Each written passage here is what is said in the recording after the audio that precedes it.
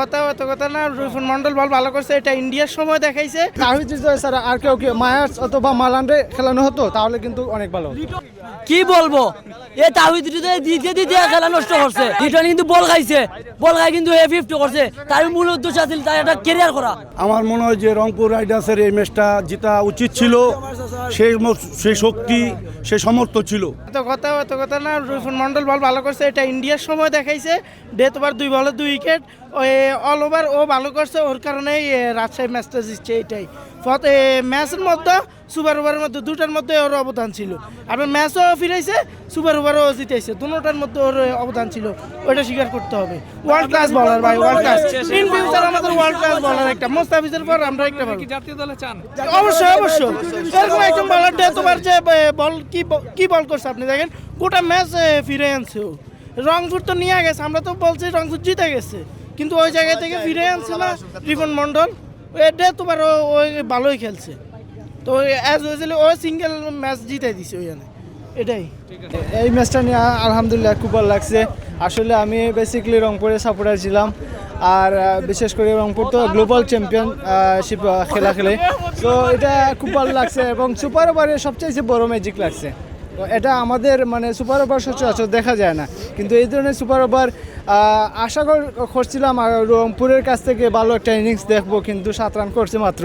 এটা তো কোনো ধরনের ইনিংস বড় ব্যবধান হতে পারে না। সো না, আমার মতে এটা হয় নাই, কারণ মিডল ওভারে খেলে অভ্যস্ত, বুঝছেন। সো এই ধরনের মানে মাইন্ডসেটটাও আমার কাছে মনে হয়েছে এটা ঠিক হয়েছে না, বুঝছেন।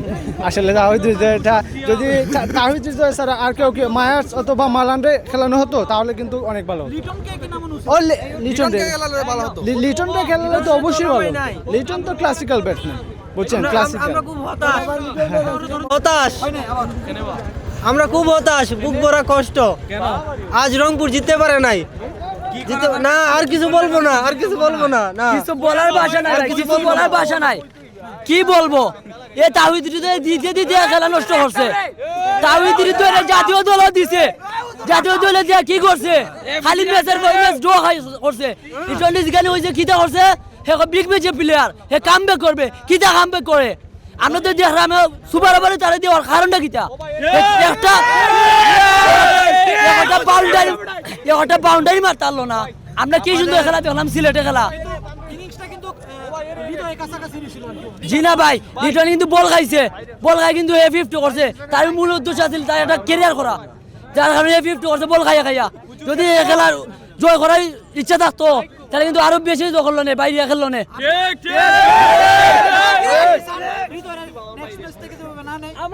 আমরা এটাই চাই, হৃদয়ে নামাই রাখা হোক। আরো দেশে বহুত প্লেয়ার আছে ভাই। পাকের কাছে অশেষ মেহরবানি। খেলা একটা জয় পরাজয়ের খেলা, কেউ জিতবে কেউ হারবে, এই নিয়ম। তবে আমি মনে করি যেহেতু আমি দীর্ঘদিন এই খেলাধুলার সাথে সংশ্লিষ্ট, মিলেমিশে আসি, আমার মনে হয় যে রংপুর রাইডার্সের এই ম্যাচটা জিতা উচিত ছিল। সেই শক্তি, সেই সমর্থ ছিল। কিন্তু খেলা এমন একটা খেলা, ক্রিকেট, যেটা মানে লাস্ট বল পর্যন্ত কিছু বলতে পারা যায় না। তবে আমি রাজশাহী দলকে শুভকামনা জানাই, খুব ভালো খেলছে। দেখা যায় নেক্সট উইকে, যেহেতু কালকে সিলেটের সাথে খেলা, সিলেটের অনেক দর্শক আশাবাদী। এই অল্প একজন দর্শক, আমি একটা ছোট্ট দর্শক হইয়া আশাবাদী কালকে সিলেট হারাবো ইনশাল্লাহ, এটা আমার দিয়া। আর জিতা দরকার ছিল, জিততে পারি নাই, মন খারাপ। তবুও আমি মনে করি যে খেলা এটা রংপুর ম্যাচটা জিততে পারি না তাদের টেকনিকের কারণে। যে 2 বলে 4 রান দরকার, 3 বলে 4 রান, অদ্বিতীয় সিঙ্গেল নিত অথবা লো মারতো, বিগ শট খেলতো, নাহলে অল্প শট খেলতো। এই বিগ শট না খেলার কারণে হারছে, অথবা আমরা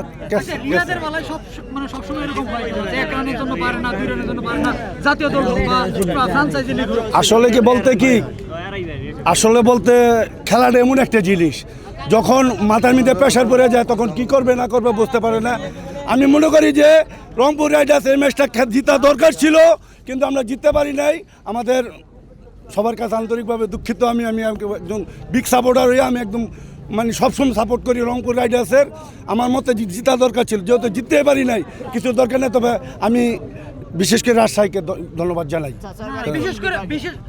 বিশেষ করে যে দেখা যায় যে সুপার ওভারে পাওয়ার হিটার আসলে ওপেনিং করে বা প্রথম দিকে ব্যাট করে, তো ওইদিকে হৃদয়কে ওপেনিং এ নামানো হয়েছে আসলে। না, হৃদয় যদি না নামতো আমার মনে হয় যে খুলশিসা যেটা যে করলো, আমার মতে একটা কথা মনে রাখতে হবে যে দেশিরা দেশি টানে, শুয়ে টানলো টানে। যদি এটা আমাকে বাঙালিদের প্রথম যে ওপেনিং যারা করছে বা বাঙালিরা খেলতো, আমার মনে হয় যে আরও 5-7-10 রান করতে পারতো, যেহেতু বিদেশি দুজন। কথা মনে রাখতে হবে যে আপন ভাই থাকে লড়াইয়ে, ঠিক আছে, ভাই থাকে লড়াই, যেহেতু ভাই নাই লড়াই, আমরা হেরে গেছি। আমরা সবার কাছে আন্তরিকভাবে দুঃখিত, সবার কাছে দোয়া চাই আগামীকালকে যেন আমরা সিলেটকে ভালো একটা ফাইট ম্যাচ করতে পারি, এই আমার প্রত্যাশা। দেখলেন একটা হাড্ডাহাড্ডি লড়াই হলো, শেষ পর্যন্ত রাজশাহী জিতে গেল, যেখানে রাজশাহী শুরুতে হারতেছিল। এই ম্যাচটা কেমন লাগলো? আসলে আমরা তো সিলেট সাপোর্টার, তো প্রথমত সিলেট খেলা দেখবার লাগে আসলাম, সিলেটও খেলা আলহামদুলিল্লাহ আমরা জিতছি। লাস্টে আমরা রংপুর সাপোর্ট করছিলাম, কিন্তু দুঃখর কথা হলে আমরা রংপুর সাপোর্ট করে আর এলছি। তো আমরা চাইছিলাম যে রংপুর জিতত, কিন্তু প্রথম থেকে রংপুরের কাছেও কিন্তু ম্যাচ আসছিল, কিন্তু লাস্ট মোমেন্টে গিয়া মানে ম্যাচটা কিন্তু বাড়াই গেছে। আর রাজশাহী কিন্তু দুর্দান্ত কামব্যাক করছে ম্যাচও, তারা কিন্তু বোলিং লাইন আপ আপনার খুব ভালো করছে তারা। আর রংপুরের কিন্তু ব্যাটসম্যান হল যারা আসলে দেশি বা বিদেশি, তারা কিন্তু আর একটু যদি মানে মাইরা খেলতা অবশ্যই ভালো হইল না, তারা একটু ম্যাচ টানি খেলছেন, দেড়শোয় আটছে। আর সুপার ওভার স্পেশালি তাও দ্বিতীয় বাইরে দেওয়া কিন্তু ঠিক হয়েছে না, মানে স্পেশালি যেটা আমি মনে করি তাও দ্বিতীয় বাইরে সুপার ওভার না দেওয়া, অনেক খুশ দিলচা আছিল বা ডেউড মালানা আছিল, তারা দিলে বেস্ট হইতো।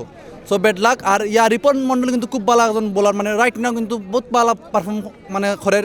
তো ইনশাআল্লাহ খুব শীঘ্রই আমরা তাই ন্যাশনাল টিমও দেখতাম চাই বা দেখমু, আপকামিং T20 ওয়ার্ল্ড কাপ আইডো হোপফুলি দেখতাম পারমু তাই, কারণ বেস্ট এটা বোলিং। আর খালকে ইনশাআল্লাহ রংপুরের লগে সিলেটও খেলা, আগে এখন আঙ্কেলে হয়ে গেছেন তাই রংপুরে সিলেটে আড়াইতো, কিন্তু আমরা চাই না সিলেটও মারে, সিলেটে আর তো ইনশাআল্লাহ কালকে সিলেটে জিতবো ইনশাআল্লাহ। সিলেট